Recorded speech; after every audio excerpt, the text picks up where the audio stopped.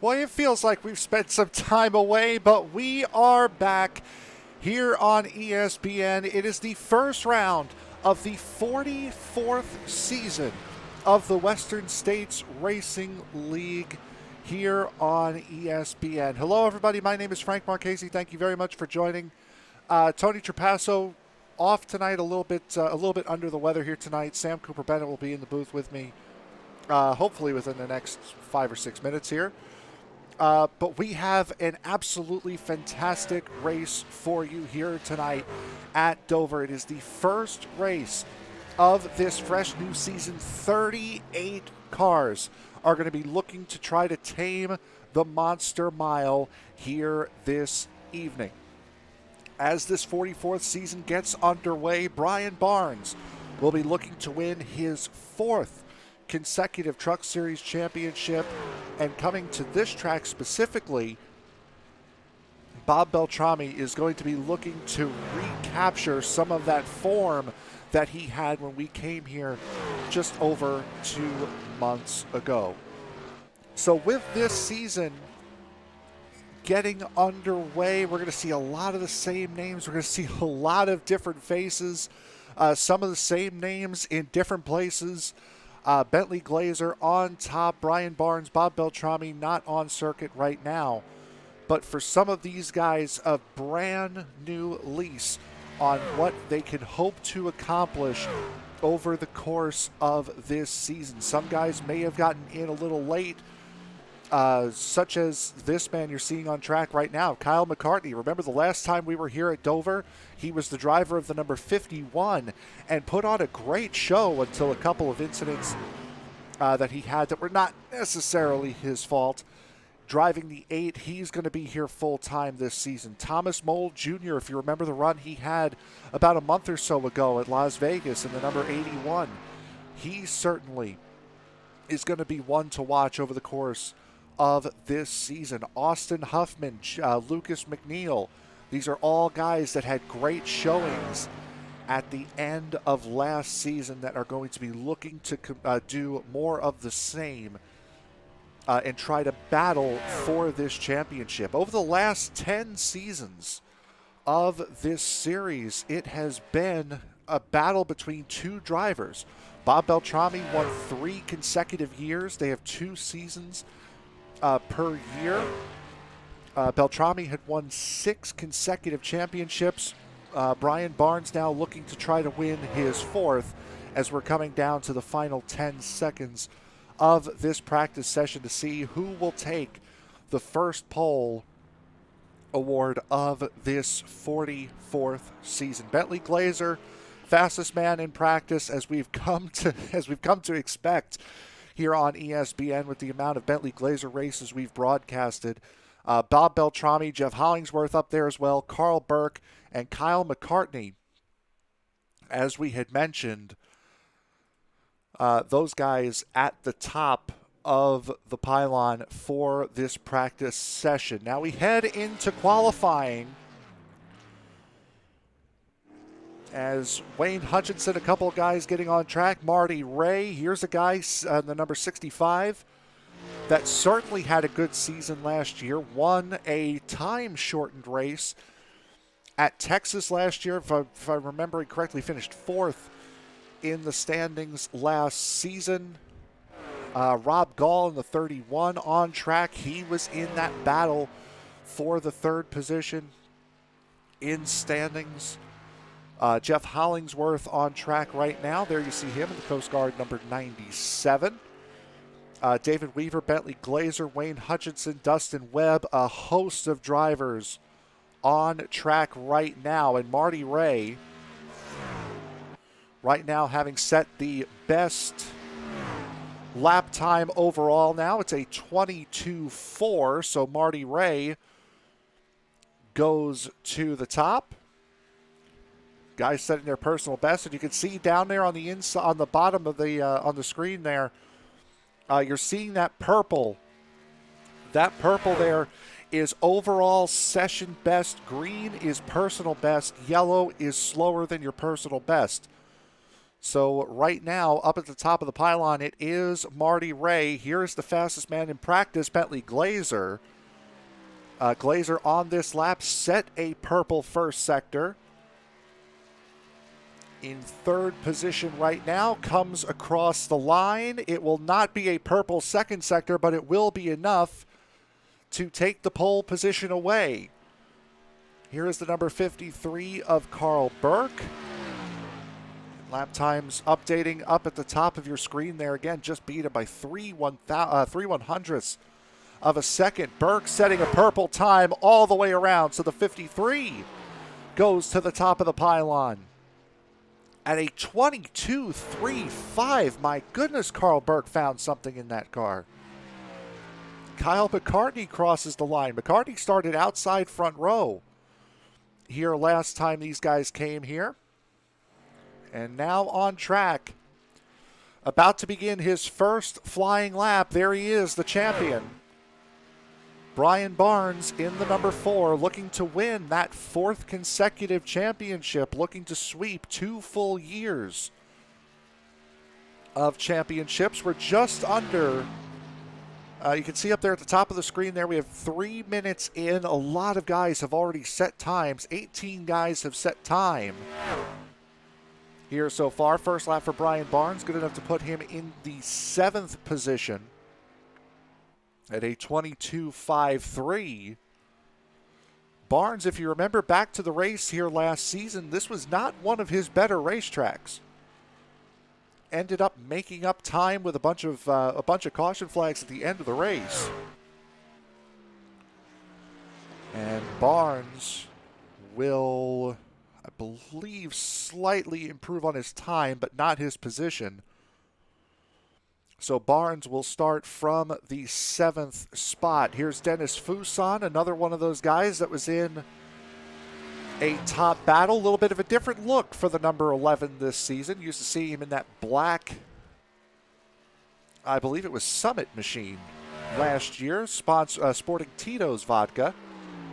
On that number 11 this time through, slots himself into the 13th position. Does Dennis Fuson.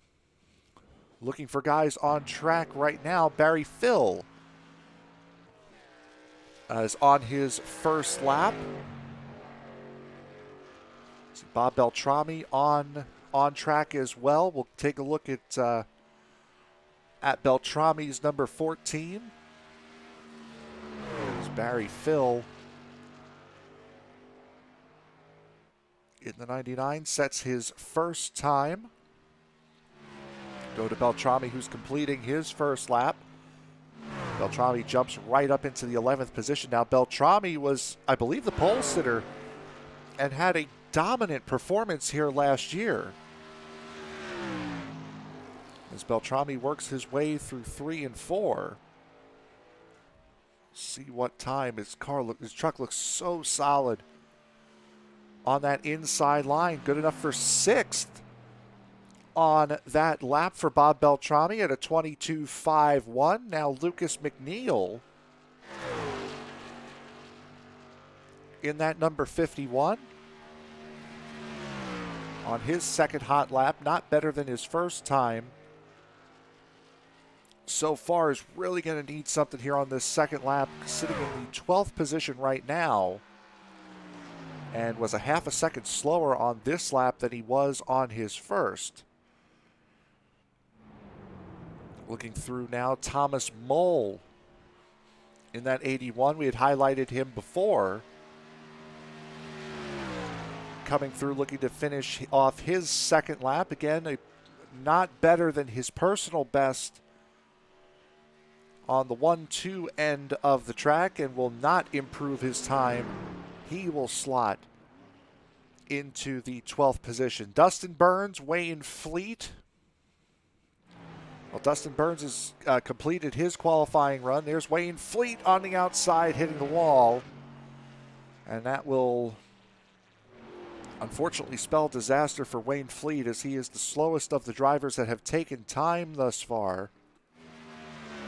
Eric Woods in the 85 jumps up to the 17th position.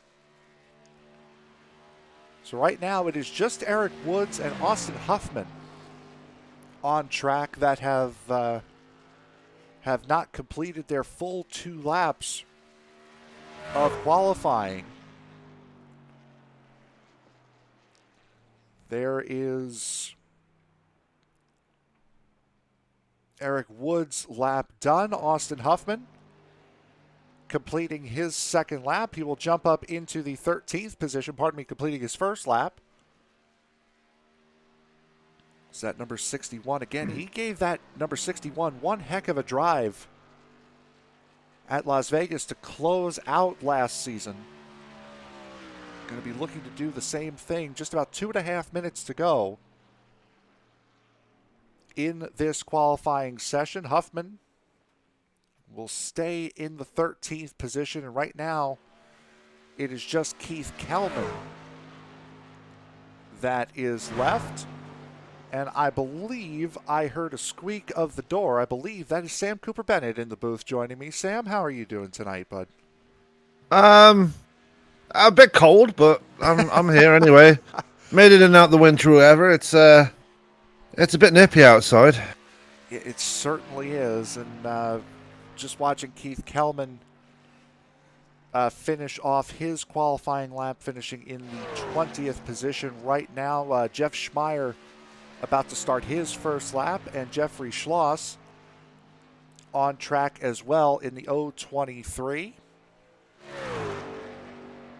A minute 40 left here in this qualifying session. Both of these guys in no danger of missing out on time.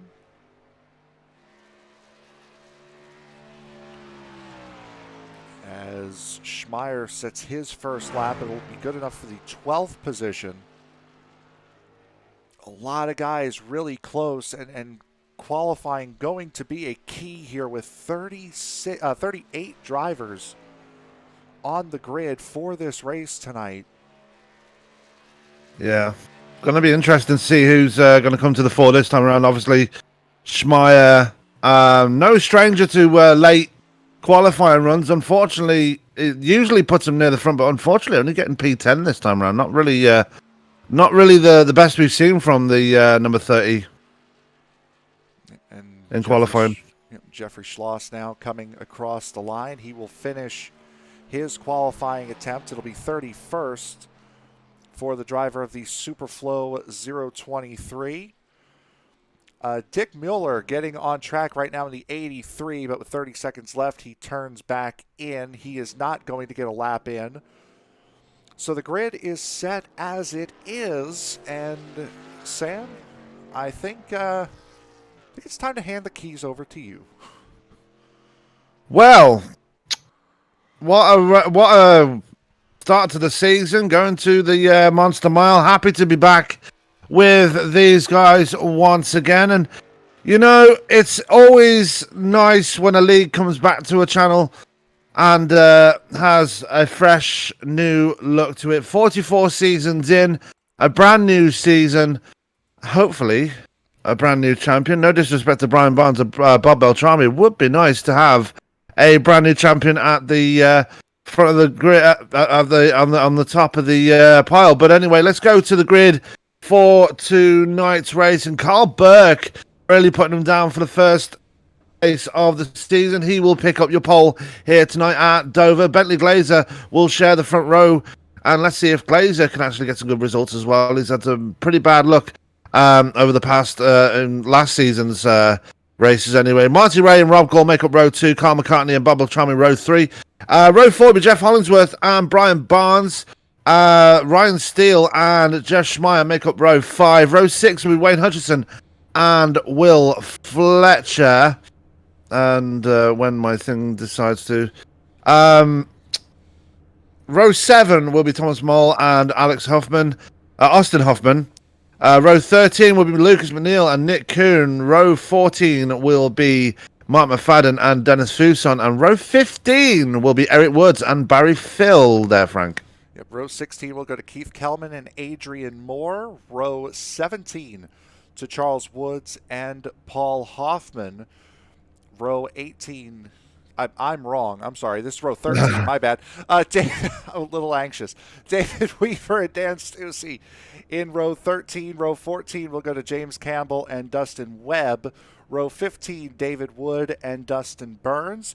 Jeffrey Schloss and Earl Weaver making up row 16. Those are the guys, the last two, Wayne Fleet, the last one to set time in row 17. Matt Horton will round out row 17. Row 18 will be Marcus Tracy and Dick Miller. And Javier Torres, Stephen McDermott in row 19. My goodness. In row 20, making up the 39th participant of this season opener, will be Brian Sullivan in the number 90. What a fill we've got for this one here tonight. We've got fantastic response from last season. Obviously, for those that don't know, this is a pretty standard format with these with this league. No playoffs, just straight up points racing, Frank, and that is what makes it all the more exciting. Yeah, and it made for some great racing towards the end of last season. It made for a battle between Beltrami and Barnes, who start line astern here tonight in 6th and 8th. Towards the end of last season, we had a three-way battle for the third position in standings. This is going to be a fantastic season. That it is, as they come through 3 and 4. We are ready to get going here. Carl Burke going to have the button when we go to green here, and don't expect them to go too early because the start is very early as they come out of turn 4. Season 44 is about to get underway. Green flag in the air. We are racing for round 1 here at Dover, and it's going to be Carl Burke flying off into turn 1 there, Frank. Yep, Burke leading nicely on that inside line. Had a great burst of speed in qualifying, but it's the man who started to his outside that was the quickest in the practice session. He has Marty Ray in the 65 right under him, already getting a very good battling early on in this season. Well, this is not really what we expect from Bentley Glazer. And we do have someone in the wall. It was Will Fletcher.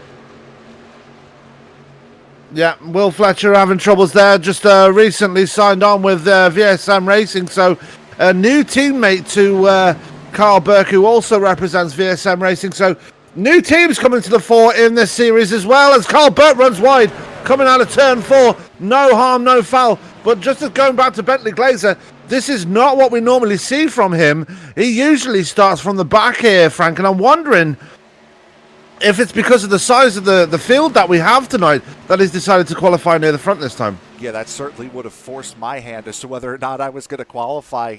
You're right. We usually see him hang in the back, make these races more interesting for himself, try to race his way up to the front, and usually, more often than not, gets there. But yeah, 39 trucks around a small, tight, confined racetrack like Dover, yeah, I'm not taking any chances.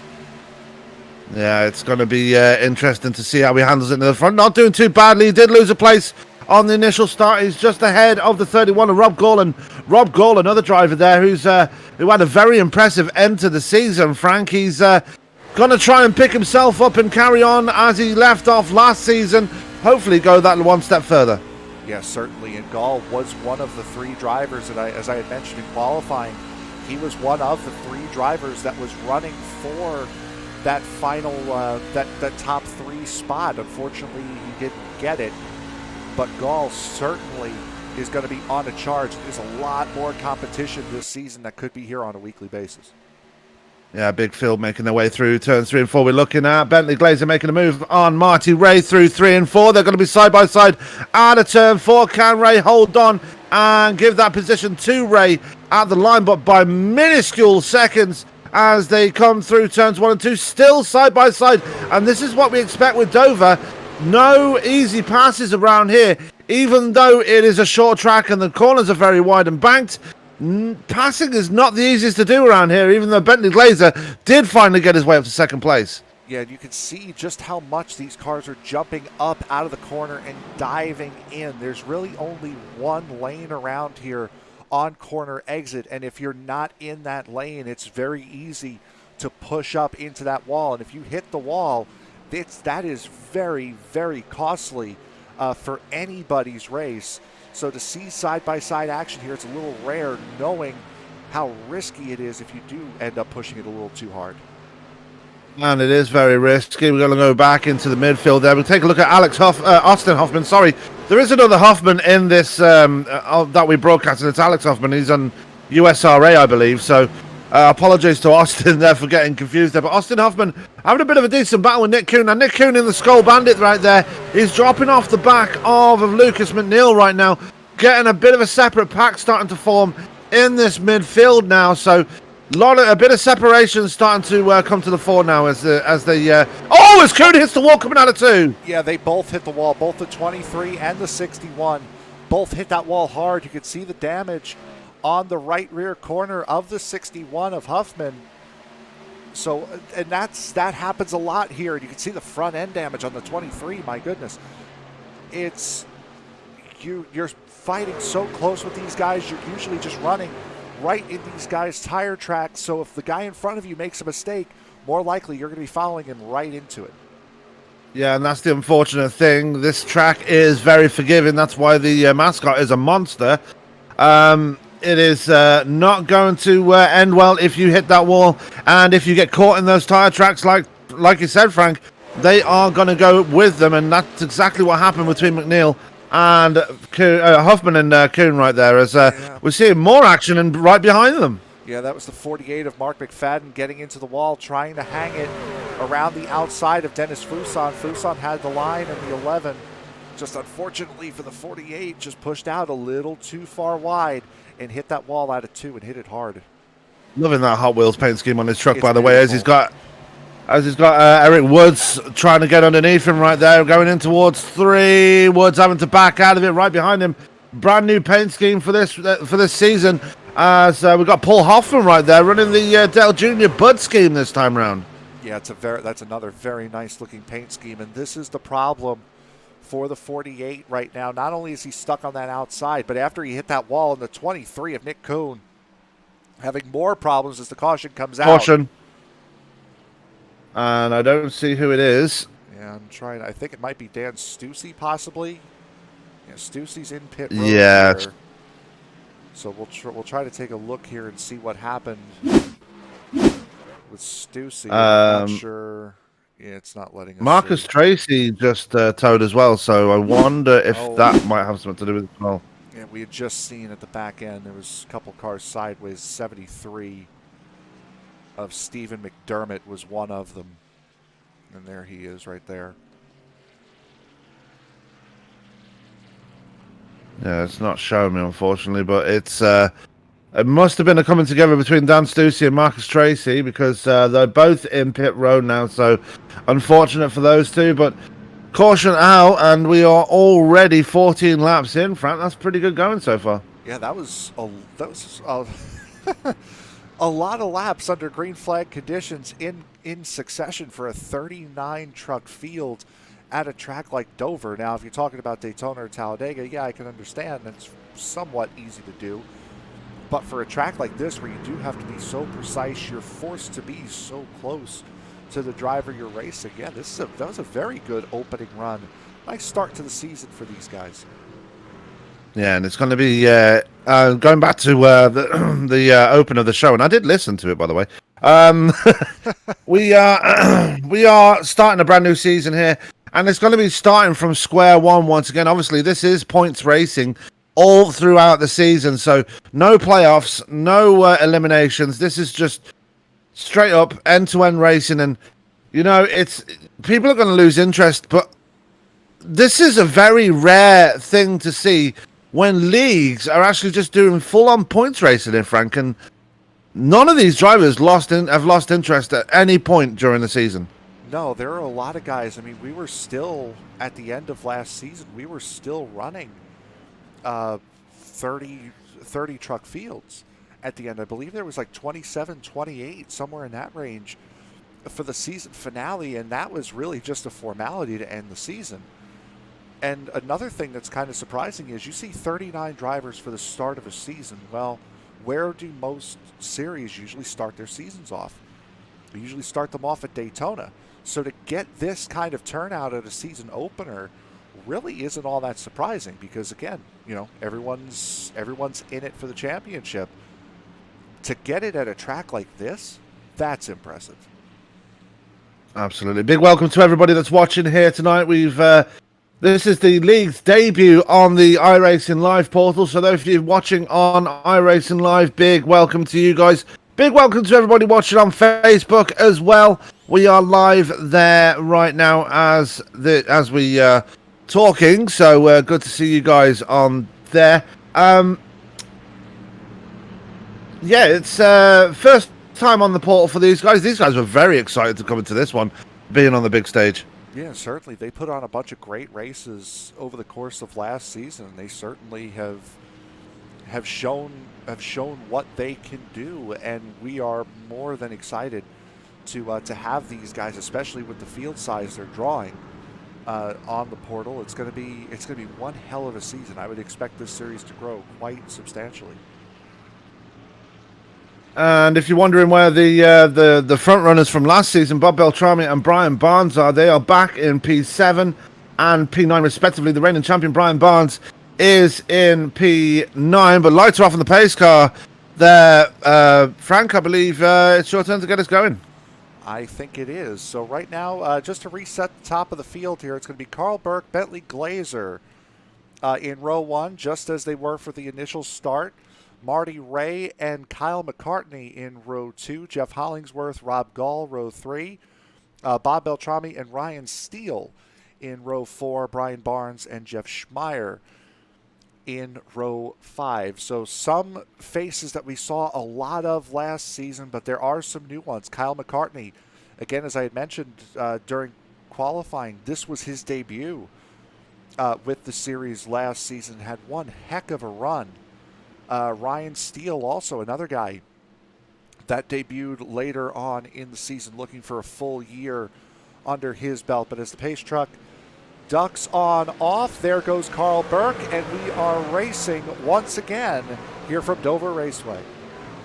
Yeah, and it's a bit of a block there by Carl Burke, trying to keep Bentley Glazer behind him as they go flying off in towards turns 1 and 2. Got a bit of side-by-side action between Jeff Hollingsworth and Carl McCartney, but they get it figured out pretty quickly. Actually, no, they don't, as they're still side by side again, going into 3 and 4. They've got to be careful because Bob Beltrami is right there. If any of them make a mistake now, Beltrami is striking Hollingsworth into the wall, and there was that mistake that I was just talking about there, Frank. Yep, that was a hard hit from Jeff Hollingsworth, just trying to push a little too hard on corner exit, and that's what I said. It's really just one lane on corner exit. Almost got pushed into the wall there by the 3 of Hoffman. And now getting overtaken by Barry Phil. But also, while we were watching that, Bentley Glazer took over that race lead from the 53 of Carl Burke. Glazer now to the point. Watch for him. He might just run away from this. Yeah, and Burke almost immediately under pressure from Marty Ray and Carl McCartney, who was involved with that incident with Jeff Hollingsworth. Watch for those two to try and progress forward. But Carl Burke, we've seen it in the past, not just with this league, but with other leagues as well. With the MPI Cup Series, we've seen it in the past. We've seen him in Sim Racers Edge. He is not an easy person to pass at all. And these guys, I hope they're in for a bit of a graft here, because Carl Burke will not give that position up easily. No, he certainly won't. And we're riding on board the back end of that number 53, and you can just see the undulation changes in the racetrack as you go into these corners. This big dive going into turn 1, you can really see it on the cars further back, and then watch as they jump up onto the back straightaway. Coming out of these corners, it's dive in, jump out with these trucks. That makes it very difficult to get around here, especially running side by side with somebody. Really difficult to pass. Absolutely, and while all these guys are battling, Bob Beltrami is starting to reel these guys in. The number 14, really kind of disappointed to have missed out on the championship last season. Would love to win another one this time around. He does have his good rival, Mr. Brian Barnes, about 3 trucks behind him. Ryan Steele and Rob Gall in between them, as McCartney very much flirting with that wall coming out of turn 4. Yep, certainly is, and he's pushing. He is really pushing that number 8 iRacing Toyota Tundra as it's talking about Bob Beltrami, pardon me, he was dominant here last year and better than guys like Carl Berg, better than guys like Marty Ray. Kyle McCartney was really the only one that was able to keep pace with him, and Bentley Glazer did not participate in this race last season. So Beltrami, we know how good that 14 is around here. We know how much he likes this place. He is going to be a factor all throughout the evening. Yes, he is, as they come out of turn 4 once again. Beltrami right on the back of McCartney now, and really hustling and harrying that number 8 machine, as then McCartney now puts a move on Marty Ray, and Ray just blocking him off right there. As a big battle behind them, Jeff Schmeier is in a battle with Brian Barnes and Rob Gall, as Brian Barnes goes to the inside of Gall now and moves his way up to P7. Will set his sights on Ryan Steele now, as Gall now under pressure from Schmeier as well. Gall might have a problem here. Yeah, I'm surprised Schmeier is as far back as he is right now. We've seen him have so much success. Oh, caution. Comes out again. And it's going to be, it's Austin Hoffman, Jeffrey Schloss. It is going to be, Huffman's in pit road again, yep. But Jeffrey Schloss facing the wrong way. Let's take a look and see what happened here between those two. I'm pretty sure they're the only ones that were involved. This is going down the front straightaway, and it looks as though the 61, either the 61 of Huffman came up, or I'm not sure with that angle. We'll try to take a look here. There was another incident. It just looked like he may have gotten turned. Before that happened, though, I'm going back and looking at it. Hoffman and I believe it was Keith Kellman had a massive incident there. And what was it, Keith Kellman? Somebody had it. No, it was the 61 of Austin Hoffman. They had a massive crash, and someone ended up on the roof. Well, that's just a different angle, the same wreck. And there's, oh boy, oh my goodness, there's the 7 of Kellman getting involved in it. My goodness. Yeah, that was just extending. Yeah, that was just extending the incident. Yeah, that was a pretty big hit for about 3 or 4 drivers there. That was very, very extensive, as Ryan Steele opted to stay out there, trying to get a point for leading the lap, as Mark McFadden and James Campbell going to join him out there as well, as pit stops are underway, and it's going to be Bob Beltrami, I believe, winning. No, it's not Bob Beltrami. It's going to be Carl Glazer. Yeah. I'm still a bit rusty. Anyway, Glazer in and out, same order. Yeah, pretty much. I'm pretty sure Jeff Hollingsworth will have had to burn his fast repair. Yep. Because he had to, he's still, no, he's actually in their pit farm in that truck. Actually, he's not going to burn that fast repair too early. And I personally think that's a brilliant call. 124 laps around here. You do not want to burn that fast repair too early. I'm surprised, honestly, because he hit, I believe it was the 3 of Hoffman, very, very hard going into turn 1. So he has more damage than just that wall hit that we had seen earlier on in the race. So I'm surprised that he's not biting the bullet there and taking that fast repair. No, noticing Dustin Webb in front of him does have some front end damage as well in the 111. I wonder if he was involved in an incident with the wall there. We haven't really seen Webb yet tonight, but he's here. Just coming out of pit road, just behind David Weaver, who's not really said. We've not really said much about a lot of the drivers here tonight. The field is that big. We're not going to be able to get to everybody, so we do apologise if we miss anybody here tonight. But yeah, it's a few damaged trucks, and that's pretty much the norm around here at Dover. Yeah, it is. It is certainly a big field, and a little bit of wreaking a little bit of havoc with SDK at the moment. So if you see the timing and scoring pylon jumping around, that's SDK having a fit with the size of the field we have here this evening. Yeah, Ryan Steele and Mark McFadden opting to stay out, so they must have some sort of a trick up their sleeve, because they are not coming in for tyres or fuel. So going to be interesting to see how they handle it. And this may be a small track here, Frank, but it's very power intensive and it's very fast. So they might have a bit of trouble if those tires don't hold up as well as they should. Yeah, and you certainly do need grip, especially to roll through the center of these corners. So these guys are the only two that have not come in, have not pit yet. As I mean, this could certainly spell disaster for a good amount of the beginning of this field here. As I'm seeing some incident in the back with Dick Mueller. Let's take a look and see what happened. And David here. Weaver as well. Yeah. So I think this is going to come into frame here. Earl Weaver's had a crash as well. No, Mueller pulling off. That's what that was. Okay. Something happened with Earl Weaver as well. And it's not going to show me, so... And it's going to have to wait here as we're coming through 3 and 4 to end caution number 2. Yes, we are, as they come out of turns... Well, come out of the backstretch and in towards turns 3 and 4. And it's going to be Ryan Steele leading them down towards the line. Green flag is in the air. He's not wasting any time, is he? We are racing once again. And Bentley Glazer making easy work of Mark McFadden already as they come down towards turn 1. Is he going to do the same to Ryan Steele? Steele runs up wide. Those tyres not really gripping as much as they should if they were on fresh tyres. Bentley Glazer not making a meal of that at all. Just goes straight on by. Yeah, no, that was fairly academic from the 87, that 12. The second he pushed up wide, he had to know he was dead to rights as now McFadden gets under the 12 of Steele. That will move him into the second position momentarily because here comes the 65 of Marty Ray, Kyle McCartney in the 8, and a little bit of contact between the 65 and the 48. Everyone somehow stays going straight.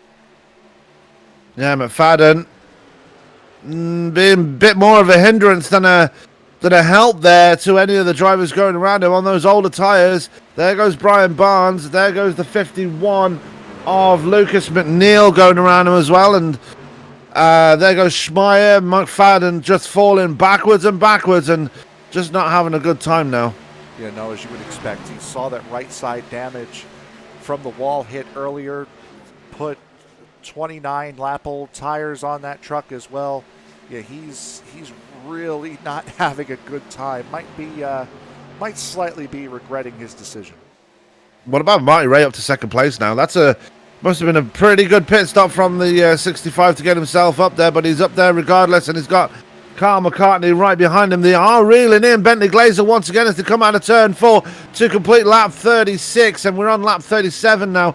This is your battle for the lead between Bentley Glazer, Marty Ray, and Carl McCartney. They've put a bit of a gap between themselves and Carl Burke and Bob Beltrami, who's up into 5th place as well now. It's kind of a dangerous game when you're the race leader. You want to push, you want to get that lead, but you also want to save those tires. And you don't really have a reference point in front of you as to whether or not how much you're saving. So that 87 really could be burning those tires off. And as this run goes on, you might really see that 8 and the 65 take that advantage. It's a long-term investment, especially on a track like this. It might not work out, but it could work out in spades later on tonight. And we're seeing this a lot from Bentley Glazer. He has a habit of just taking it easy early in the run, and then when the tires are finally in, he just sets off into the distance. I think we're just seeing that right now. He did let them reel him in just for a second, but now that gap has picked up again. He is really on rails as the caution comes out again. And we're going to find out who it is. Oh, it's Matt Horton as well. Horton is facing backwards into the safer barrier. And, bit of retaliation. That's not going to go down well. Yeah, no, that's not. And I'm pretty sure league management will be taking a very close look at that one. You can understand where that's coming from because we noted McFadden on older tires, and here's the incident here. Just McFadden on that outside line. It looks like the 84 swung up to take the corner. And of course, just the incident happens, we lose it. But it looked as though the 84 was swinging up to take the corner, and McFadden was still there. that just proves that if I'm going to be a neutral outlooker on this one, I got to put that one on the 84 because he should have known that he was not clear before he started committing to that corner like he did. Yeah, no, and unfortunately it happened right as it was going under the bridge. So we will try to get a better look at that right now here as Horton, you can see, yeah, it just, looking at it from that angle, it looked as though it might have been a little bit of both. It might have been a little bit of the 84 coming down. It also might have been some of the 84 coming up and the 48 coming down. It might have been a little bit of both. Tempers flaring there as well, though, as Horton retaliated, coming down the track and slamming into the side of Mark McFadden. And that is something that league management will not tolerate, and they will take a look at that. And unfortunately, Matt Horton might find himself in the hauler at the end of this one. Yeah, I don't see him participating in the race as of right now. His lap counter is still stationary, and he is not on pit road from what I could tell. So he is no longer in the session. He is not in the session, actually. He has disconnected. Dan Stussy also out of the race, as well as Jeffrey Schloss. So we've had 3 retirements already here tonight, as things are getting a bit heated already in round 1 of the season 44 here with Western States. It's we expect tempers to flare, but only 42 laps into the first race of the season. That's a bit early, isn't it? Yeah, that is. I mean, it was a close call. It was an incident between both drivers. Both drivers doing. I don't want to say both drivers doing wrong, but both drivers certainly. Both drivers were certainly to blame for that. It looked as though the 84 came down, swung up to get the best angle he could going into the corner. It looked like the 48 came down to try to dive into the corner. So it looked like it was just a matter of both guys fighting for the same piece of real estate. And unfortunately, the 84 kind of took it the other way. Now, I'm seeing Mark McFadden chiming up on the radio there. He doesn't seem very happy at all. Oh, I couldn't imagine.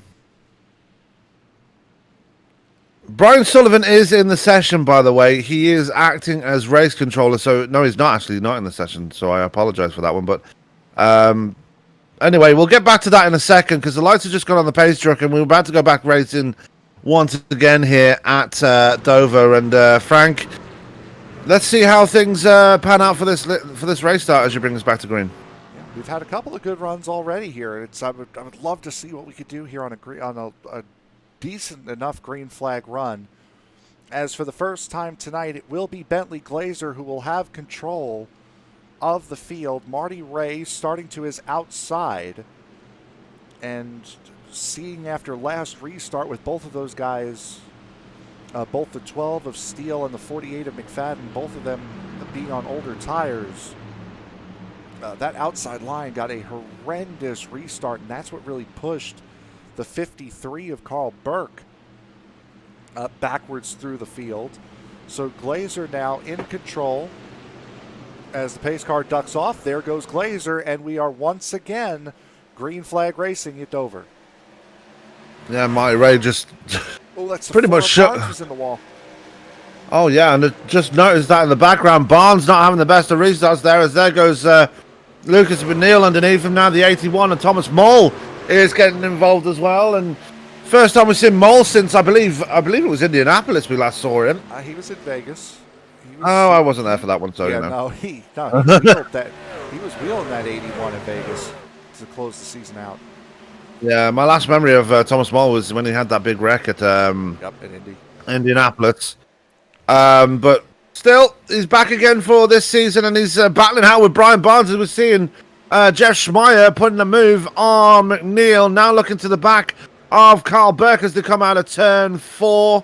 And Carl McCartney getting around Marty Ray. He did finally get the move done, and Beltrami starting to look pretty shifty as well, as he's right behind the 65. Yeah, Beltrami trying to flex that muscle he had back in October here.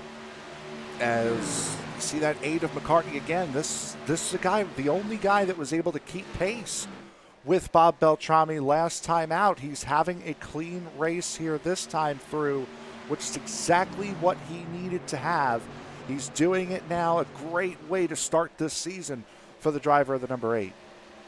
And Carl McCartney, I will admit, is one of my early season favourites. Had a very impressive debut, as you already mentioned there, Frank. Had a great race at Canadian Tire. Unfortunately, didn't pay out very well. Good race. He won at Indianapolis.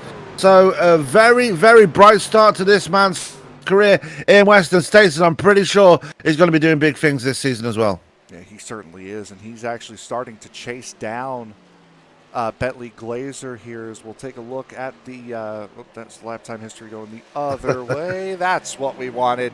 Bentley Glazer's lap time history. And you could see just ever so slightly that 8 of McCartney is starting to chomp away at that race lead. Beltrami putting the move on Marty Ray here as they're coming towards the turn there, and Beltrami making easy work of Ray as they're coming towards turns 3 and come out of turn 4 actually. Great move there by the former champion as he's now up into the podium spots.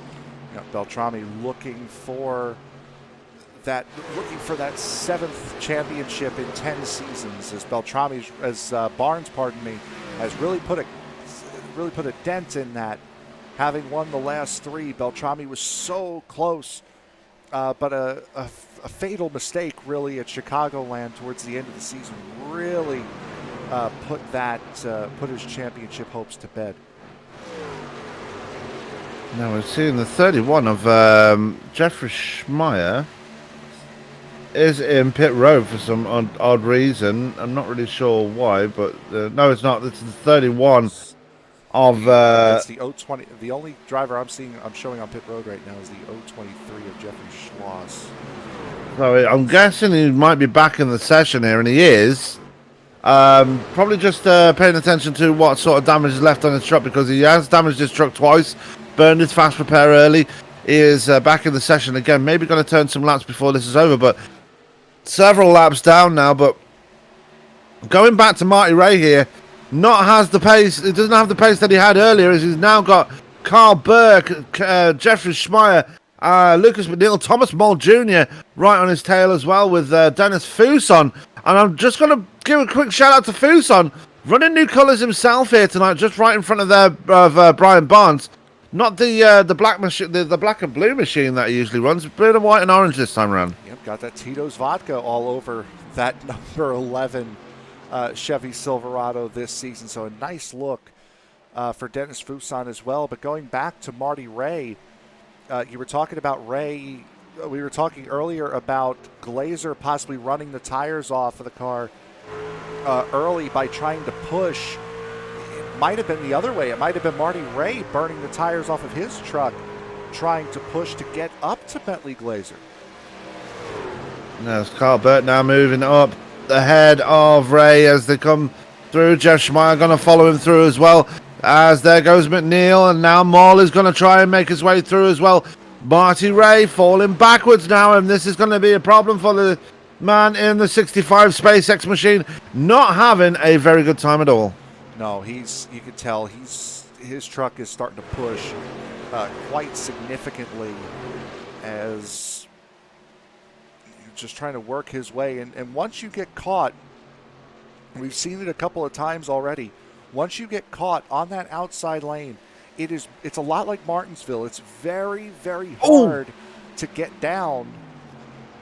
I believe you might have seen what I saw. Yeah, Adrian Moore getting into the wall there, the number 18, really slamming the wall there, and that's let Jeff Hollingsworth through. I was paying attention to this little battle going on between those three, and unfortunately Adrian Moore just running a bit too far wide and hitting that wall, and now he's going to have to deal with that damage at least until another caution or till the green flag pit stops. Yeah, we're looking back at it right now to cut the 97 of Hollingsworth off, and then hits the apron going into turn 4, and then just pounds the outside wall in turn 4, letting Hollingsworth back through on that position. That was another big hit we've seen here tonight, this time for the 18 of Moore. Oh, and he gets a little run coming out of 4 again. Wow. And then now he's got Ryan Steele right behind him. And I did want to mention Steele on that last run before the caution came out again. He fell even further back than Mark McFadden. He went well, almost outside the top 20 before the caution came out, as Steele does make easy work and more and moves up into the 16th position. But yeah, Steele really having a hard time last time around. Finally got the speed underneath him this time around, but still all the way back there in that 15th spot. Yep, Steele coming in on lap 41 as compared to everybody else coming in on lap 29. So he does have a little bit fresher rubber now as the turns have tabled for that number 12 of Steele. Fresher tires than everybody else, a little bit quicker, just hopefully not running the tires off the car, trying to work his way through this field. As we're looking back at the top three there, a bit of a separation between those three now. They're keeping doing a pretty good job of social distancing right now, as they're Bentley Glazer got a bit of space between himself and McCartney. They're coming up on lap traffic, though. I believe that might be... It's the 19. Yeah, Marcus that is the Tracy. 19th. And Marcus Tracy not having the best of starts to his season as he gets lapped for the first time here tonight. He's not got the pace in that Budweiser machine, as there goes McCartney. Beltrami will be the next one to go by him, as Tracy just trying his best to stay out of the way. And we both know from experience here, Frank, that it's very difficult to stay out of the way here. It really is, because you want to, typically you would want to give them the outside lane, but where you're going to make the pass here is on corner exit, and it makes that very, very tight for the driver on the inside line if you do just give up that outside lane. And I've preached it so long, as you could just see that flash of Nick Kuhn in the 23 Skull machine coming out of pit road. You just want to be predictable. You want that lap car that you're coming up to pass just to be predictable at the very least, as Beltrami really turning it on here, catching up to the back end of the 8 of McCartney. That he is, and he's really trying to close that gap down. I'm just looking at the fuel percentage here. They do have 100% fuel, so no worries about early pit stops. I'm wondering, the reason why Nick Kuhn made that pit stop is because he's probably dealing with that damage still on that Skull Bandit. Let's put him back in the 30th spot. He's had a pretty quiet race since he hit that wall, as the caution is out again. Yeah, it's Barry Phil here this time in the 99. You see him backwards in turns 1 and 2. So we'll take a look and see what happened here with Mr. Phil.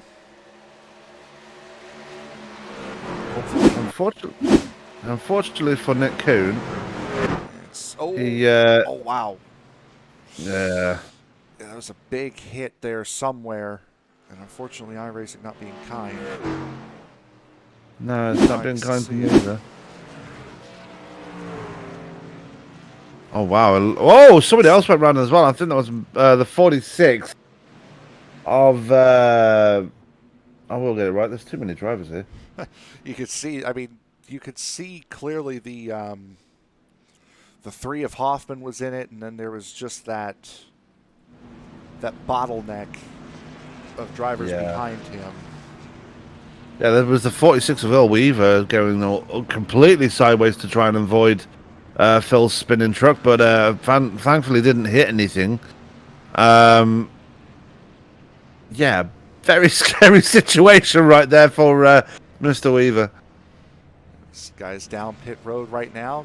Down and away. We'll see who wins this race. Oh, it's McCartney. Wow. Oh, that was close at the line. Oh, was it McCartney? Because they were literally a dead... I'm pretty sure McCartney was in the lead truck when they crossed the line. It looked as though he might have been, and we were right on the line. Yeah. I'm going to go back and look at that one. Just give me 2 seconds. I think while we sit and figure that out, it might be time for our first commercial break of the season. So we will take a quick break while we're under caution, and we will be right back here, the first round of the Western States Racing League's 44th truck season here at Dover. Back after this.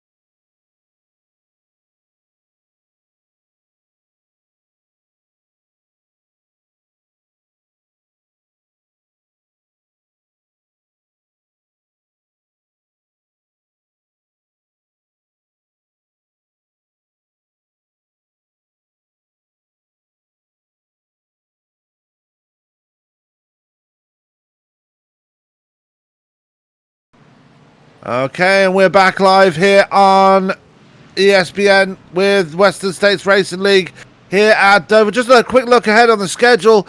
Looking ahead from tomorrow night, we have Sim Racers Edge live from Watkins Glen. The season close going to be happening there with Nate Seifert already claiming the championship. Then on Thursday night, we have USRA from Daytona Road. Saturday, a big one coming up. We have Road America with the E-Formula Series. Make sure you check out Frank and Jake Sperry in the booth for that one with me on cameras, of course. And then Sunday, we are with Chris Cup, Michigan. Going to be very exciting the next few races. But let's go back to the racing here right now as we're about to go back to green once again here at Dover with the Western States Racing League. It's going to be Bentley Glazer with the button once again as the pace truck pulls off. He's going to hold them down.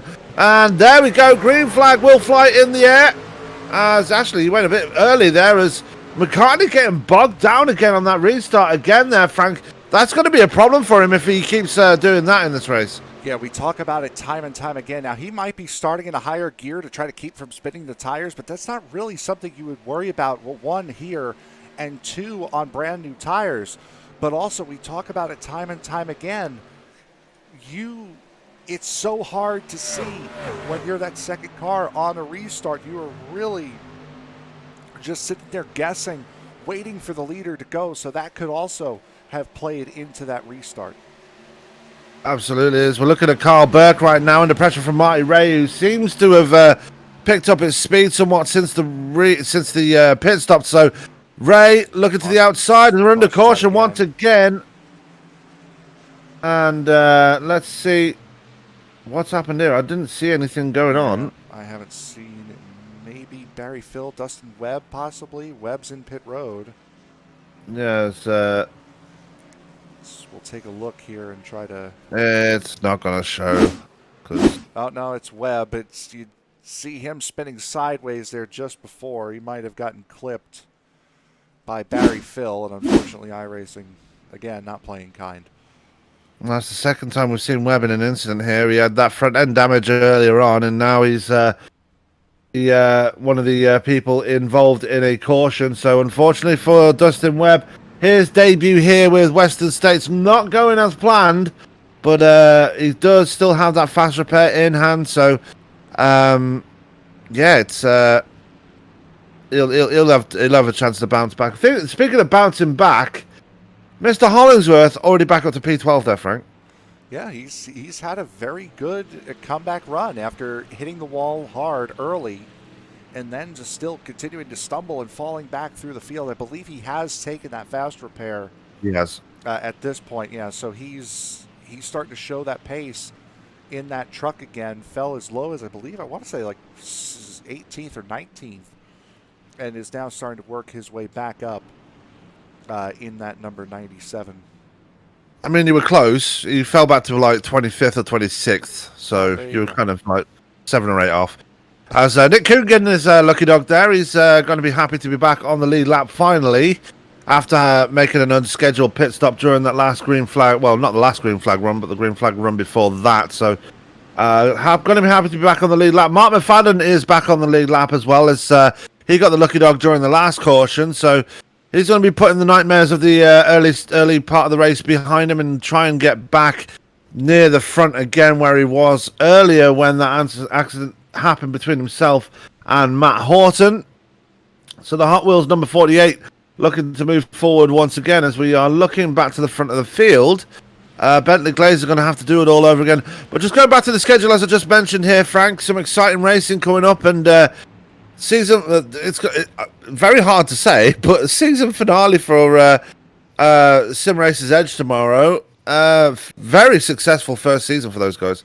It certainly was, and this is the makeup race, as we had said many times during the second to last broadcast of the season. The one just before the Christmas holiday, I believe it was Phoenix, if I remember right.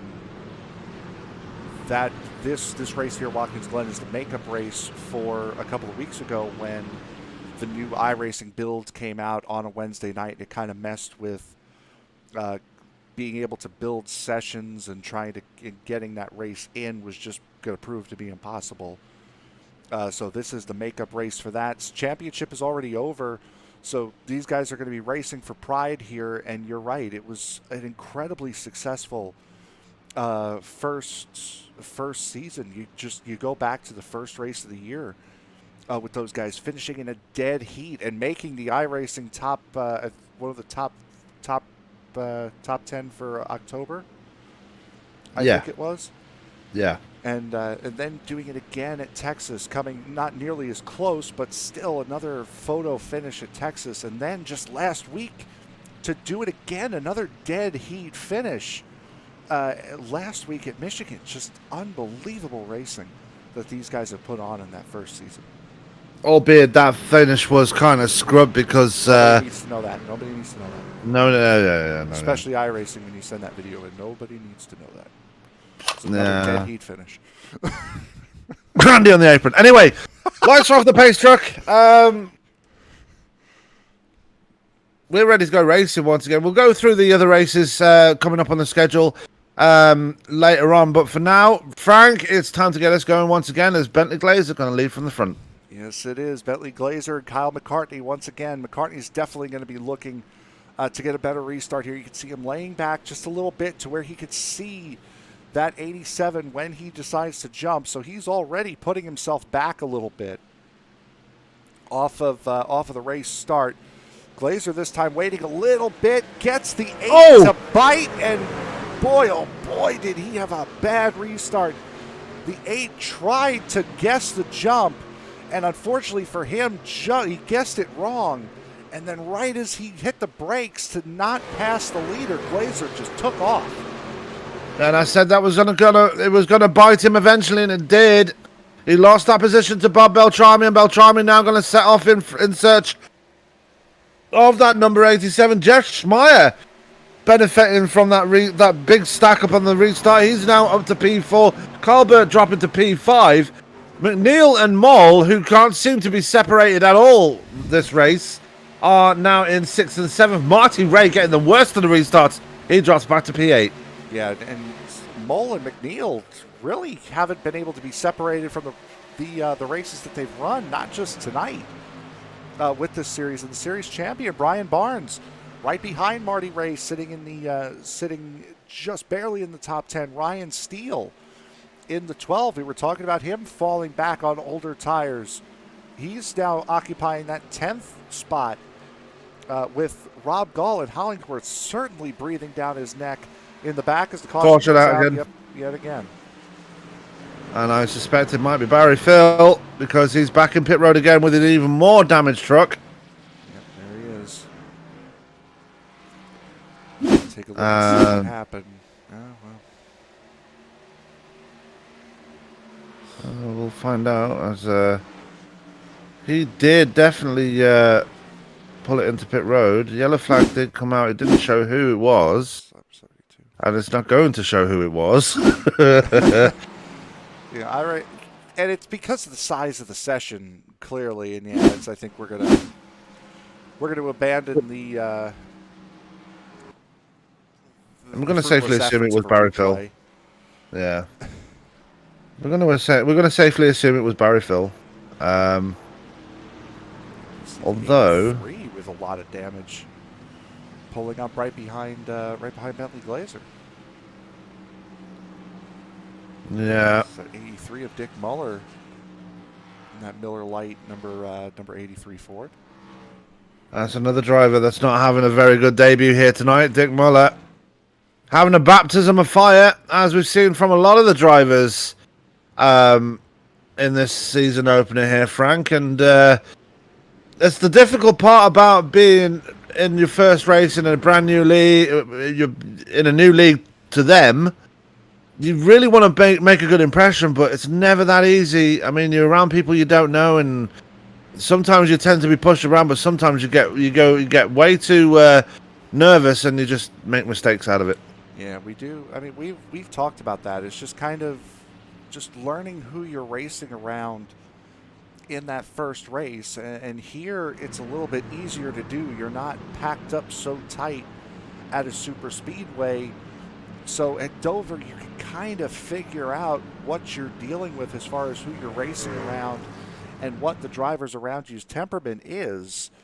a little better than what you would be able to do at Daytona or Talladega. So unfortunately, it's a difficult track to, as you mentioned, baptism by fire. As Paul Hoffman gets the lucky dog to get himself back on the lead lap now. So we have 29 drivers on the lead lap as things stand. We've got Austin Hoffman, Dustin Webb, Dick Muller, Stephen McDermott, Marcus Tracy, all still running, I believe. Barry Phil is out of this race. So we have, I believe, four retirements and one non-starter. So that's, I mean, still, we're halfway through this race right now. And still, we're more than halfway through. My goodness, we're working on lap 88, for goodness sake. We only got about 40 some odd laps to go. And to still have more than 30 of the 38 competitors, that's unbelievable. Yeah, it is. As we on our 6th caution of the night, and this isn't a thing on the drivers. This is just the way the track is. This is a track that lives and breathes cautions, and this is why it's so popular on the NASCAR schedule, because there's just accidents galore, and Miles the Monster just loves eating up those cars. Yeah, he's certainly going to have a good meal tonight, but it's also a very good track to start a season on, because this is, as I had mentioned, you would get this draw for a season start at Daytona, and really anyone can run Daytona. Guys who are committed to this thing will be here for a season opener at Dover. So this was about as perfect a season start as you could have gotten. Absolutely, as I believe the lights on the pace truck have just gone out once again. Just before we go any further, just want to give another shout out to everybody watching live on the iRacing Live portal, as well as on the on YouTube. Well, it's on YouTube anyway with the iRacing Live portal, but on Facebook as well. Make sure you hit the like button, hit subscribe if you're not subscribed already. And I have been looking at the analytics, and a lot of people that are watching are not subscribed. So hit that subscribe button, hit the bell for notifications, and we will be notifying you when we are live again, which will be tomorrow night for Sim Racers Extra. Make sure you check out the season finale live from Watkins Glen. But for now, we are ready to go racing once again. And now Bentley Glazer has got another challenge up at the front with him, and that is in the shape of Bob Beltrami. And Beltrami, like Frank says, has been dominant here before, and it looks like he's looking to do that again here tonight as they come in towards turn 3. Into turn 4, pace truck will make the left turn onto pit road. Glazer, how long will he hold him down for this time? Expected to go early. He does not go too early. Makes it halfway through the corner. Out of the corner now, and McCartney gets a much better start this time around as they come down towards turn 1. Side by side between McCartney and Beltrami. It's going to be McCartney up into 2nd place. Yeah, of course. And McCartney now, with the ability to actually see when the leader's going, is going to get that great start. So a good job from McCartney. I'm sure he was upset that he lost that spot on the restart, but not too bothered by the fact that now he can actually see the guy he's racing on the restart. We've got some side-by-side action between Brian Barnes and I believe that is Ryan Steele right next to him. They're going to be side-by-side almost coming out of turn 2. But Barnes going to have to back out of it for now as he's not got the room to try and get around him. Mole is trying to get around Marty Ray as well, as Mole is looking to the inside coming out of turn 4. Does not have the room either. That Jegs number 81 going to have to wait at least another corner for a pass. Yeah, you can see he's coming in low, pushing up in the center, and then coming back off low, somewhat diamonding the corner. It's not as severe a diamond as what you would see at Bristol, but he's certainly coming off the bottom in the center, and that's going to really put Marty Ray hard into the wall. 31 there as well of Rob Gall. Boy, you could just see it coming, couldn't you? Yeah, Mole really dove it in there, did not give a lot of room, neither did Marty Ray, and that was it for both of them. William Fletcher's just got into an incident as well, as I've just noticed. Let's see what happened to Fletcher. We'll try to get through here. And Fletcher and Fuson having a bit of a moment there. Yeah, I think that was just them trying to get the trucks back under order. But we're going back now. This is the initial incident. We were just talking about the 81 pushing up in the corners. And boy, he hit that wall hard on the inside. Just clipped the 31, the 11, and 28. Boy, they caught a big bit of it. Yeah, they did. And that, I mean, between the 11 and the 28, that was just those guys. Because one of them blew up after that. So that was just those guys trying to get their trucks back in order. That might have been Fletcher that blew up, and it was, unfortunately. Dennis Fuson, he went for a ride there, so he's going to have to make some repairs to that truck, as he's had to tow as well. So I'm wondering if both of them kind of blew up there, because they both had to just tow. Yeah, but you can see just him pushing up off the corner.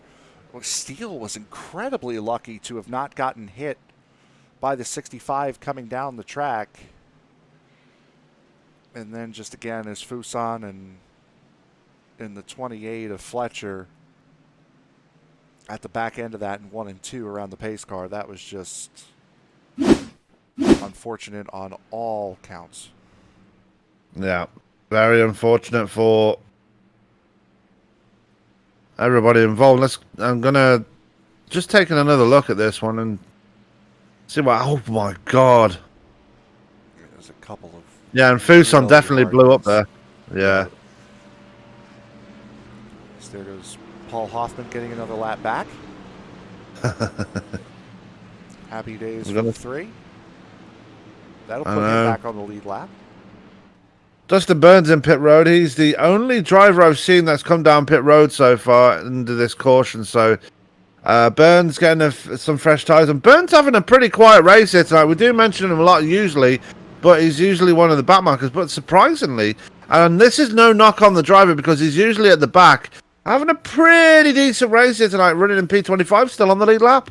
Yeah, certainly having a very good night, a very clean and quiet night. Usually what we see from Dustin Burns. And in these leagues, you don't necessarily have to be winning. You just have to show up, be consistent, and you end up with good points finishes. And that's exactly what Burns did all year long last year.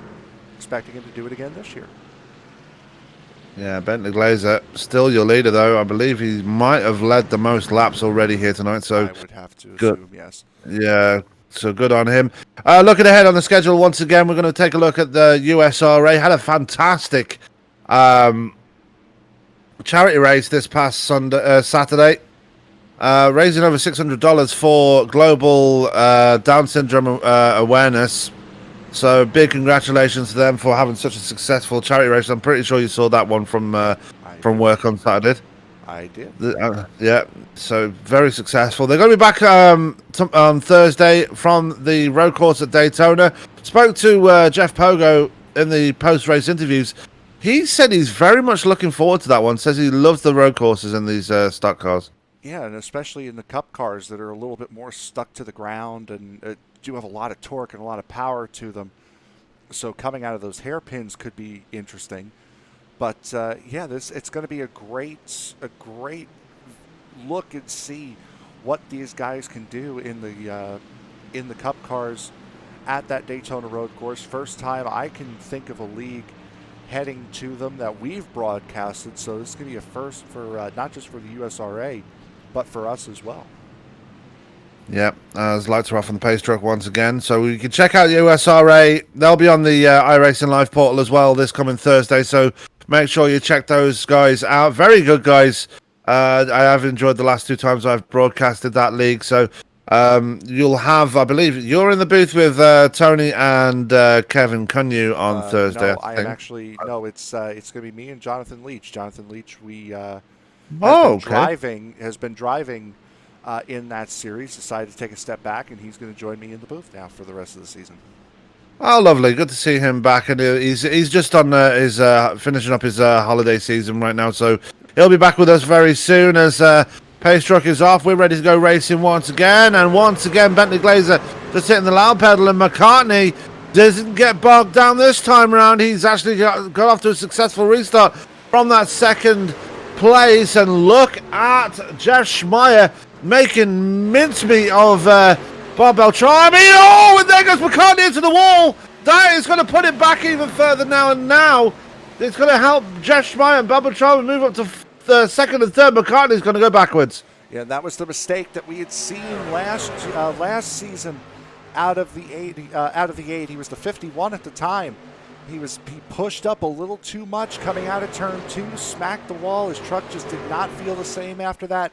Went right to the back, finally got the fast repair, got the caution, got the fast repair, and then by that time had a wreck happen right in front of him on the back straightaway, and that was the end of his race. So hopefully, this is not history repeating itself for the driver of the 8. Absolutely not, and he's holding on to P5. He's just ahead of Ryan Steele, as Dennis Fuson having a few issues in pit road there. He's probably not having a good time since he blew the engine up a while back, but he's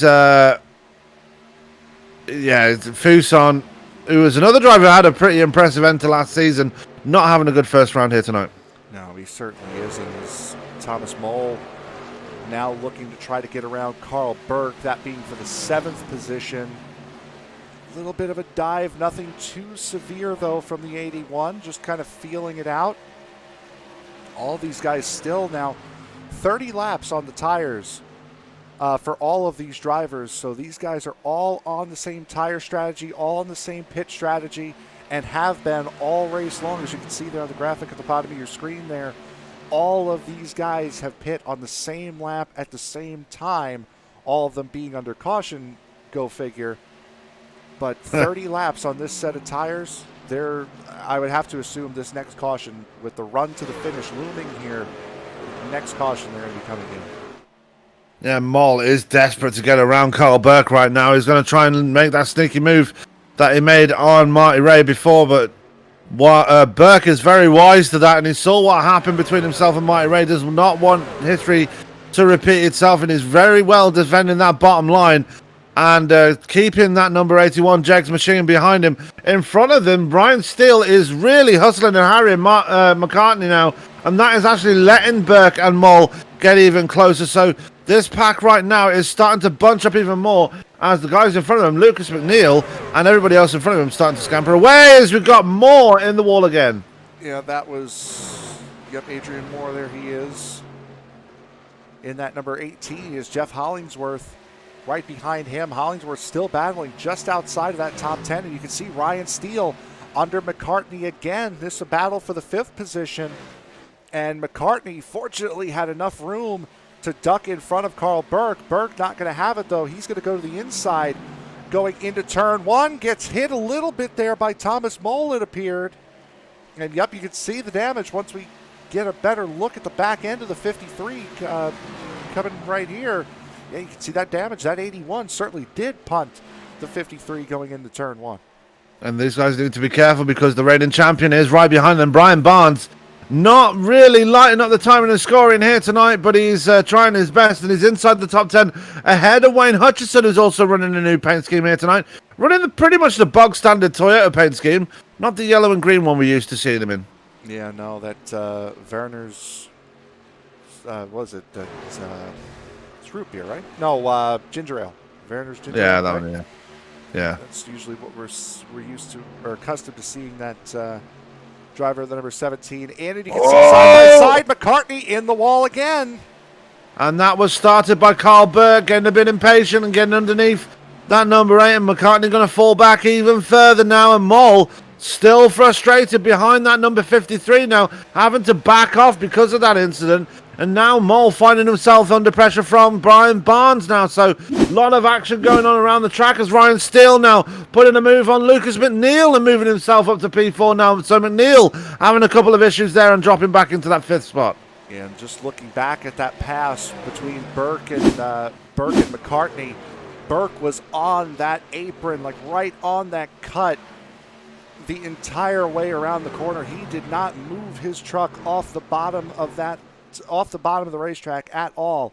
That was the 8 turning down into the 53, and you can see at the back of the screen there, Brian Barnes catching the wall coming out of turn 2. And not having the best defense to his championship already is Brian Barnes. He's now got Hutchinson right on his tail. Going to go to the battle for second place, though, because this one is heating up between Jeff Schmeier and Bob Beltrami. Beltrami trying to stay on the back of the 30, but Schmeier just saying, nah, you've got to work a bit harder than that, Mr. Beltrami. Yep, and you can see the lap times here between these two Caution. drivers. Yep, caution is out. Might be Earl Weaver, possibly. Question mark. Earl Weaver's going straight. Paul Hoffman, maybe. Just I'm looking for guys that are tumbling down the order, and yeah, there's damage on the front end of that 3. We're gonna take a quick look and see if it's gonna show us. And I'm seeing something. oh, that was that. Oh no. Yeah, there was something that happened before that, and McFadden actually coming back on the track is what gave the 3 his damage. It was Perez Torres that was having an issue there. And I want to take a look and see what happened. You know what caused it? He actually blinked out coming out of turn 4, and it triggered a caution.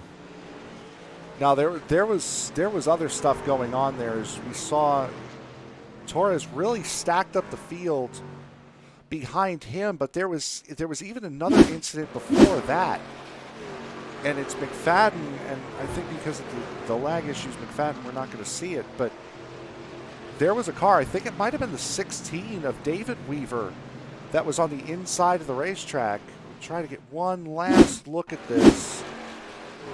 As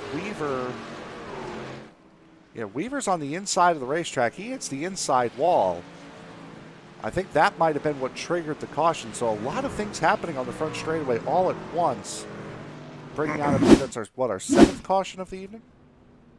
That would be caution number 8. So with 18 laps to go, 8 cautions in. Barnes yeah, Barnes is that is probably a very big judgment call there by the reigning champion. And you kind of got to expect it from him because he hit that wall. That will have put him on the back foot. If he did not take 2 tires, he would have been way behind the 8 ball. So Barnes making a bit of a judgment call there in his pit stop, with potentially the last pit stop of the night. So he is up to 3rd. Dustin Burns opted to stay out here. He's going to get a lap lead here. Pretty good for him. Yeah, good going. We were just talking about Burns. Yeah. Getting solid finishes and solid points, and here he is getting a point for a lap lead now. And going back to Brian Barnes, he has to be expecting a flurry of cautions here at the end of this, because we saw earlier on Ryan Steele try to stay out on 29-lap-old tires. We saw Mark McFadden try to stay out on 29-lap-old tires, and they just fell like a stone to the back. He does have 2 tires at least compared to no tires on that number 4, so it might not be as dramatic, but still, he can't seriously be thinking he's going to defend from these guys for what, 20 or 15 laps? No, well, it remains to be seen how it's going to work out, but it's been a very interesting race so far. I can definitely tell you that. A lot of ups and downs, a couple of big hitters really taking some hits here tonight. We've got Marty Ray and Dennis Fuson, 2 regular front runners, really taking big hits in this first round here tonight. And with this being a straight points race, really going to put them on the back foot going forward now, with only 20 races in the season as well. So they really, really need to pick it up in the next race if they want to get back up there. But Fuson and Marty Ray on the back foot so far this season. Yeah, and you're talking about 20 races. It'll run from here the 5th of January all the way to the 8th of June. So it's a long, spread out 20 races, and there's a lot of good tracks that you can make up points on, make up time on, make up position on, and it's good to get your bad luck out of the way early, so this way you have more time to recover from a bad week. Well, things don't get easier next week, as next week the Western States Racing League head to Kansas for the second round of season 44. And you know, Kansas is a very, very different dynamic, as it's not very banked but also very fast, and it's also very difficult to make your way around there Not your typical cookie cutter. Yeah. The field works their way off of turn 4. Dustin Burns gets them down, and the green flag is in the air. Boy, brute power from Bentley Glazer brings him to the race lead on the outside lane. Brian Barnes in the 4, able to work that outside line, knowing the slower car is on the inside. He's going to bring Jeff Schmeier around into third place, and boy, a big stack up. Dustin Burns almost caused the big one here tonight, and that was very lucky that everybody got around. And look at the pack of trucks that are battling out for the final positions here. We are getting down to the nitty-gritty of this race now, and who wants to get that first race win of the season? It's looking like Bentley Glazer might be in the catbird seat, as now Brian Barnes starting to struggle on those 2 tires under massive pressure from Jeff Schmeier now. Yeah, and Schmeier on four tires, so that's going to be a huge difference as far as grip. And we were talking about Ryan Steele falling back earlier on. He's up into the 4th position ahead of Bob Beltrami right now. So a great recovery, a quote-unquote recovery drive from the driver of the number 12 as we click on over to 12 laps to go. Yeah, and there goes Schmeier to the inside of Barnes. Barnes just staying high to try and get a slingshot. Not going to work out with just 2 fresh tires on that machine. Almost into the wall, that Ford F-150. Really struggling now as there goes Ryan Steele to the inside of the reigning champion. Bob Beltrami will be the next one. Beltrami took 4 tires that time around, so his old rival might be easy pickings here. As there goes Steele to the inside of Barnes. Yeah, and that's what we were talking about. He needed, Barnes needed a plethora of cautions here at the end of this race. He's not going to be able to hold on with these guys. He's now in hold-on mode. He's not really going to be able to attack these guys on 4 fresh tires on only 2 right sides. So Barnes is in full-on defense mode right now, trying to hold on to what I would have to assume his goal would be a top 10 finish. Yes, we are literally down to the final knockings of this race. 10 laps to go. Make it 9 laps to go at the line. As we saw Lucas Badil trying an audacious move on Bob Beltrami there. He was getting a bit desperate there behind the 14. Almost made a move there, and I'm thankful that he didn't make the move, because that would have ended in tears for both of them. Yeah, and McNeil, we saw him at the end of last year. He's a very good, very competitive racer. I'm loving to see what he's going to do on a full season and the possibility of a championship, because, boy, when he was racing without the possibility of a championship, he was putting on one heck of a show last year. That 51, he's going to be a major title contender, I feel, coming through the rest of the season. 7 laps to go for Glazer as he hits the line. Absolutely, as we are now getting down to it. Lucas Benil, Indianapolis springs to mind when you say that he had an impressive run. As there goes Beltrami now to the inside of Brian Barnes now, and getting closer and closer as they come down towards turn 3. Beltrami going to try to move again. Barnes just shuts the door right in his face. As now Jeff Schmeier right on the cusp of getting second place. He's got Ryan Steele right on his tail now, though. Steele is not finished here. He wants that second place as we are getting down to 5 laps to go at the line here, Frank. Yeah, and there's a lot going on here in this top 10.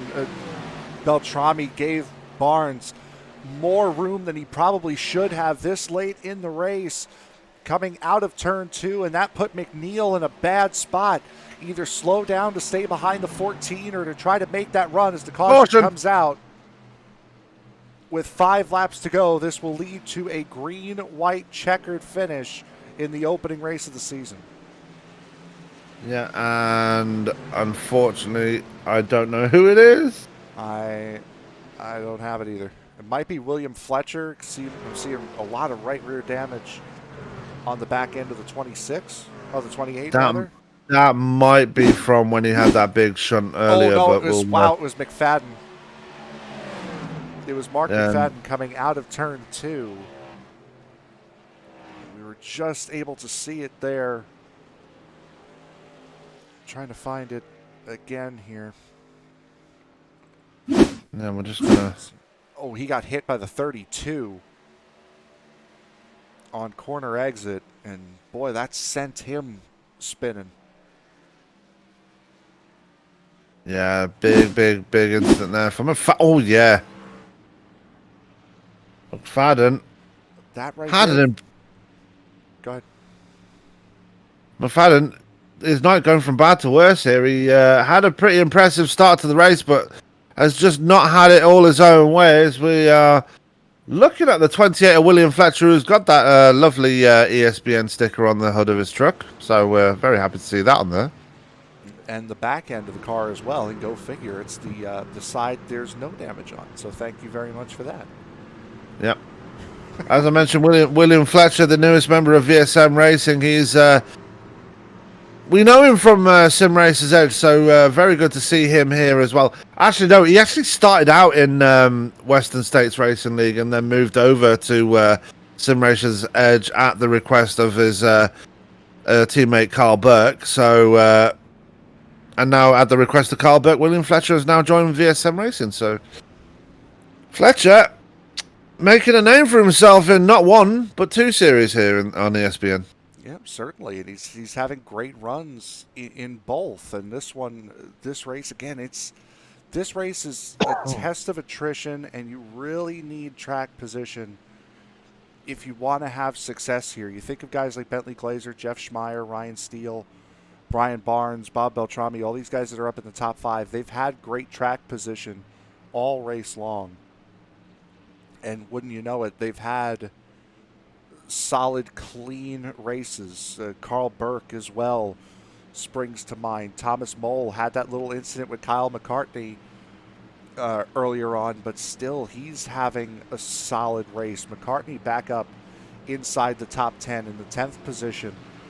So he's going to be looking to see what he can do on this green-white checkered finish here as we get set to wind down not just the first points race for the Western States Racing League this season, but our first points race of the year on ESPN. Yeah, obviously the first broadcast of the year was the USRA special event at Talladega this past Saturday, but this is the first points race of the year, and I hope everybody had a good New Year's. I know I kind of did. I can't remember most of it, but anyway. I assume I did. I mean... I don't know.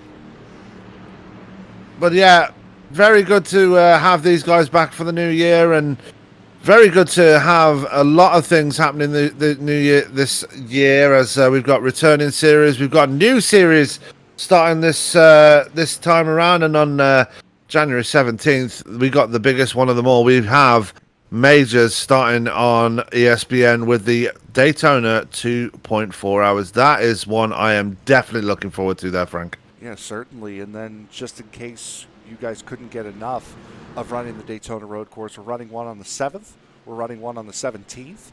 And then also the next weekend, the weekend after that, is the iRacing Rolex 24 at Daytona, which you guys, I believe, will have one or two cars entered.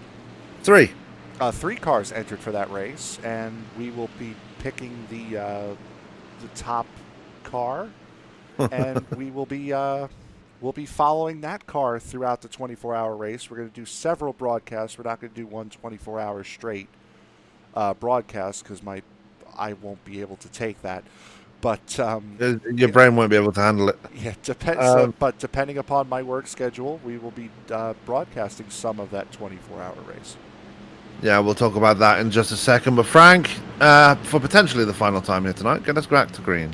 And Glazer's jump starts here might actually win him this race, as Schmeier really has to time that restart right as the pace truck comes off. He does not. He's left standing still as Glazer goes right on for it. Steele now to the inside of Jeff Schmeier, looking for the second position. Barnes and Beltrami side by side.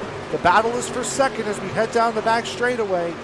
One lap to go, and we hit the line. A little bit of jockeying for position down that back straightaway. There's Ryan Steele going into the second position. White flag is in the air here for the first race of the season. Yeah, I just saw Adrian Moore just slap the wall again on that last restart, so not a happy end to the race here as there goes Bob Beltrami looking for third place on Jeff Schmeier as they come flying out of turn two.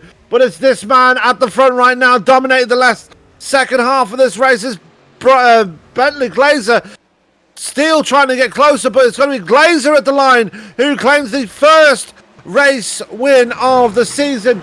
Second place will go down to Ryan Still. Brian Barnes, who'd have thought that earlier in the race, picking up third place and just really getting a decent points haul to defend his third championship win. That was 3 wide for third place. Yeah. That was unbelievable. We'll get a look at that here before we go to the interviews here. This is on the final lap. See Beltrami just edging out a little bit. There's Barnes taking that inside line. Schmeier. Oh, a big bobble from the 14. 3 wide at the line. Wow, Barnes just picked the right lane to go into. What a finish for third place. And that it was as Brian Barnes, Josh Schmeier, they're all going to have a bit of a tussle here at the end. They usually do this at the end of the races, have a bit of a demolition derby. And Bentley Glazer just want to stay out of it because he just wants to keep his truck clean. Oh my God, people are wrecking on the front stretch. As you'd expect. But great victory, great race, a great first round here. We had 9 cautions to start things off in 2021 for Western States. Firstly, though, let's get the interviews out of the way. As Frank, I believe you have the first race winner of season 44 right with you. I do. Bentley Glazer, bud, congratulations. You got great restarts all night, and that was clearly what got you the win here in this race. Yeah, definitely. Being the leader on those starts was huge because, like, you could start in first gear, but on the high line, it was slippier than the bottom line, and when you get caught off guard, you get wheel spin and stuff. So I was able to, I'd go pretty early each time just to, so everybody, I don't know, they couldn't really get the power down because I'd just kind of jump on them. We had a couple of decent green flag runs here tonight. How was the truck starting to feel? Because I believe this is the first time we're running these trucks in anger with the new tire and aero models. How were these trucks as they got deeper and deeper into the run? My car felt pretty good the whole time. It was getting a little tighter, and like my right front was wearing more. So I'm sure if we got a really long run, I'd start getting pretty tight. It was a good race all around. People were always right behind me. You know, I'd take a few laps off to try to cool my tires, and then they'd catch back up, and I'd try to pull away again. So that was a really good race. It certainly was. And next week we go to Kansas Speedway. Going to be rim riding all race there next week. What are your thoughts going into Kansas? Should be fun. I always like Kansas, and we had quite a few cautions for this league. Usually it's pretty clean, but this track's pretty tough, and we'll get it down. It's also what happens when you put 38 drivers on this track as well. Anyone you want to give a shout out to before we let you go and celebrate? Shout out to the WSRL league and you guys broadcasting. It's always fun to watch. And my teammates Jeff Hollingsworth and Charlie Woods. Just shout out to them. All right, there is your opening round winner, Bentley Glazer. Sir, congratulations. Thank you. Have a good night. You too. That was Bentley Glazer joining us in the booth right now. We've not had any indication of who else is coming into the booth for their interviews. We're waiting for Ryan Steele and the reigning champion Brian Barnes. I'm just writing something here. But good race overall. Yeah, no, it certainly was. It was a fantastic race, especially for a season opener. As Bentley hit it, this is not an easy track. to race. This was a very, very solid race. This is a very good race. Enjoyable. We got a couple of, even with the big field, we got a couple of long runs. We got some green flag racing in. Really enjoyable night. And that race, you heard it with me. That race just flew right on by.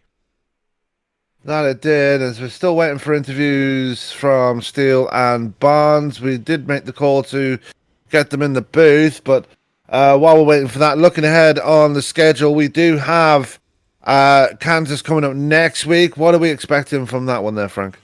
It's going to be a lot of rim riding. It's going to be a lot of wide open racing, outside line, a lot of guys trying to make passes early in the runs, because with that progressive banking at Kansas, it's going to make it very, very difficult to try to make passes anywhere but that outside lane. And that's where these guys are going to be spending a vast majority of their time. So next week at Kansas, watch for passes early. Don't watch for them often, but it's going to be a good race depending upon, much like this week, who gets into the wall and who doesn't.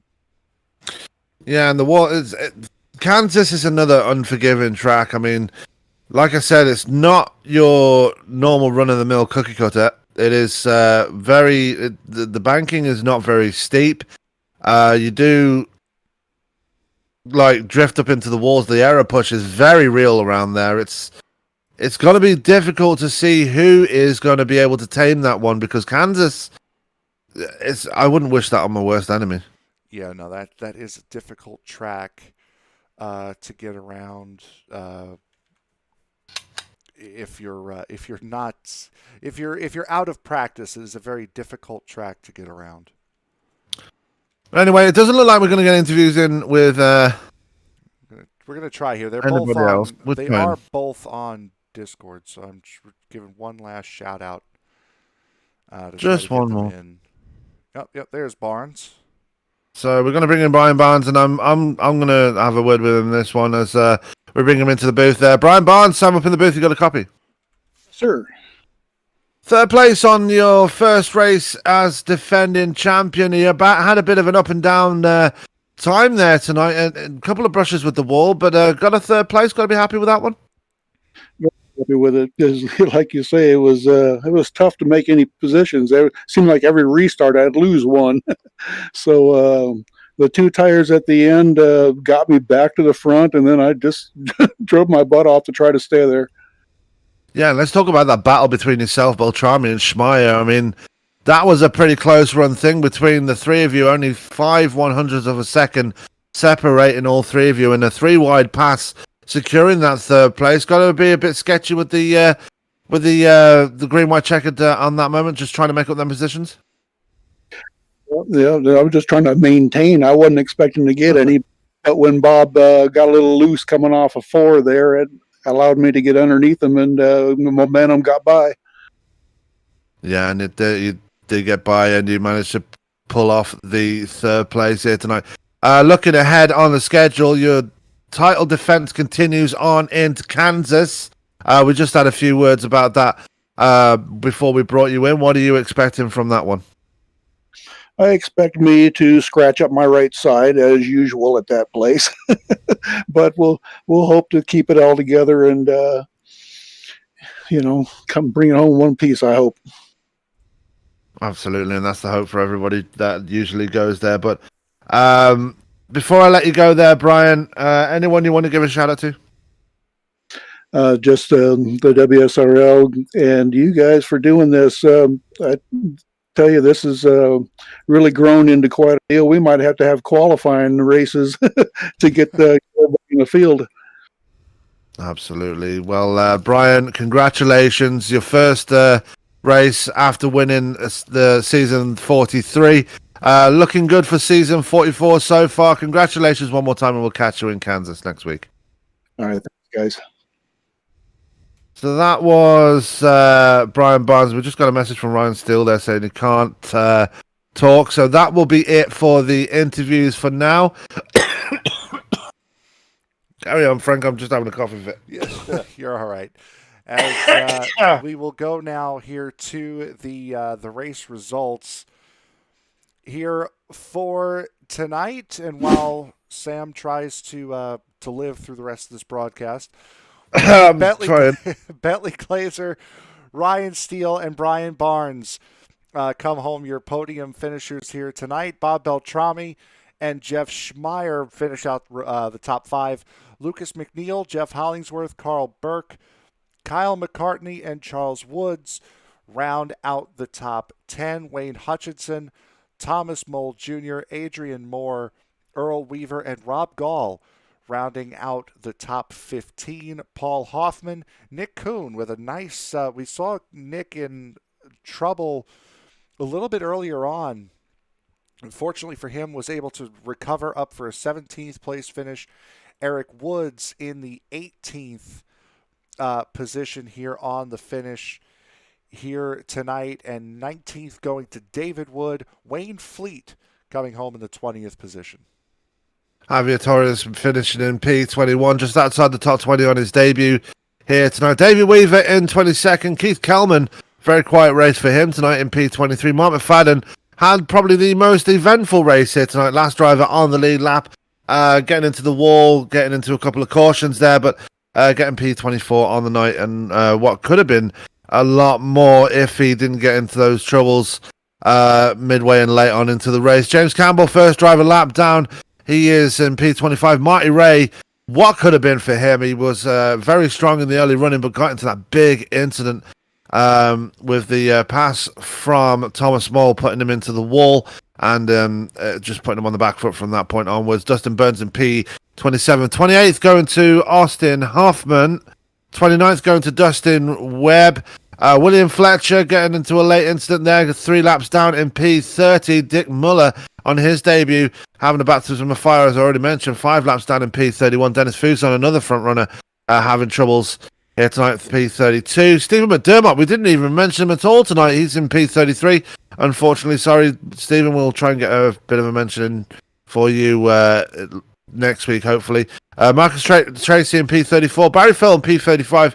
Jeffrey Schloss in P36. And Matt Horton, bit of a controversial moment for him earlier in the race. He was the first driver to put it on the second driver to put it on the hauler. Dan Stussy scored in P38, first driver to put it on the hauler, and Brian Sullivan not taking the green, Frank. Yep, no, and that will do it here for the first race of the season for Western States. That'll do it for the first points race for us here this year. We will be back again, as Sam has mentioned, tomorrow night for the Sim Racers Edge Alpha Series Season 1 finale at Watkins Glen. On Thursday night, it will be the USRA back in action for the first time in a couple of weeks at the road course at Daytona. Saturday will be the E-Formula Series at Road America. And then on Sunday night will be Chris Cup at Michigan International Speedway. So for Sam Cooper Bennett, thank you very much for filling in tonight. I'm Frank Marchese. We will see you next week from the Kansas Speedway for Western States Racing League, and tomorrow night for the Sim Racers Edge Alpha Series. We thank you very much for spending part of your evening, your late evening, with us here on ESPN. Have a fantastic day tomorrow.